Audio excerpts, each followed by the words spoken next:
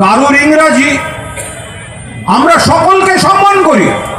আমাদের এখানে জয় হিন্দ বাহিনীর মঞ্চে খাঁটি ব্রাহ্মণ কার্তিক বন্দ্যোপাধ্যায়ও থাকেন, আবার হিন্দি ভাষী কৃষ্ণ প্রতাপ সিংও থাকেন, আবার যদি কোনো মুসলিম ভাই থাকেন তারাও থাকেন। এটাই বাংলা, এটাই তৃণমূল কংগ্রেস, এটাই মমতা ব্যানার্জির দল। আমরা ভালো আছি, আমরা কেউ কাউকে তো অসম্মান করছি না। আমি হেমন্ত মুখোপাধ্যায়ের গানও শুনবো, আমি মোহাম্মদ রফির গানও শুনবো। এই সংস্কৃতিতে আমরা বেড়ে উঠেছি।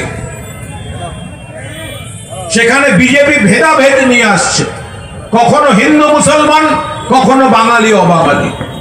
আমাদের রাজ্য থেকে 22 লক্ষ মানুষ অন্য রাজ্যে কাজ করতে যান, আজকে যাননি, যুগ যুগ ধরে হচ্ছে।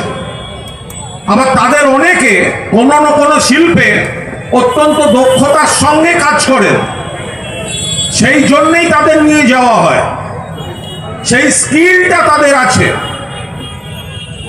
এই কথাটা যারা বলছে আমাদের রাজ্য থেকে 22 লক্ষ মানুষ অন্য রাজ্যে কাজ করছে,